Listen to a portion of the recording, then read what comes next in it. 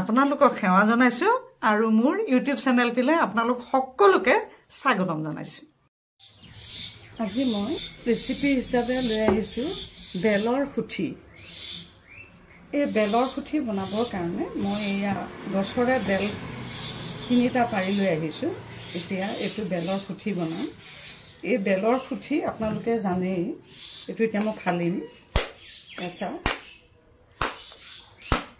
এই বেলৰ খুঠিটো বনাবৰ কাৰণে বেলবোৰ যেতিয়া কেঁচা হৈ থাকে তেতিয়া এই বেলবোৰ পাৰি ইয়াক টুকুৰা টুকুৰ কৰিব লাগে। দেখিছেনে কেঁচা বেল টুকুৰা টুকুৰ কৰি এইটো ৰ'দত দি এনেকৈ টুকুৰা টুকুৰ কৰি ল'ম। দি এইটো ৰ'দত দি ভালদৰে শুকুৱাম।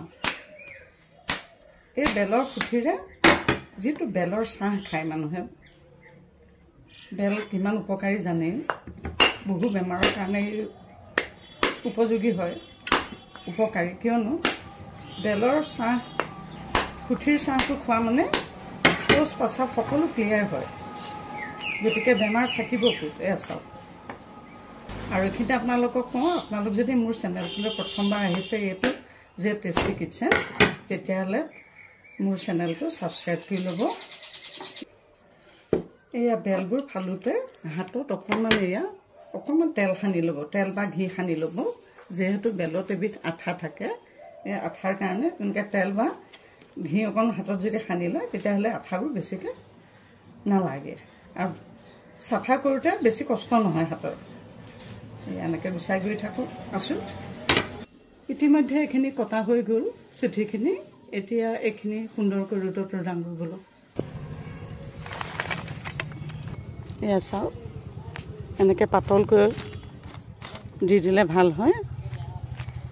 এয়া এনেকৈ দি পেলাই মই নুশুকোৱালৈকে 2-3টা ৰ'দত ভালকৈ শুকুৱাই ল'ম। এয়া চাওক, খুঠিখিনি কি সুন্দৰকৈ শুকাই গ'ল। বেলৰ কি সুন্দৰ হৈছে দেখিছেনে, কটনকৈ বাজিছে, অতি সুন্দৰ। গতিকে এই সুন্দৰ ৰেচিপিটো আপোনালোকে পহিলাতে এনেকৈ বনাই সাঁচি ৰাখিব আৰু আপোনালোকৰ যেতিয়াই মন যায় তেতিয়াই বেলৰ চাহ আপোনালোকে বনাই খাব। এটা অতি সুন্দৰ ৰেচিপি। এই বেলৰ চাহ খালে ভোক পিয়াহ সকলো লাগে, কিয়নো মানুহৰ শৌচ প্ৰস্ৰাৱ খোলোচা হৈ যায়। সুন্দৰ ৰেচিপিটো আপোনালোকে সুন্দৰকৈ বনাই খাব।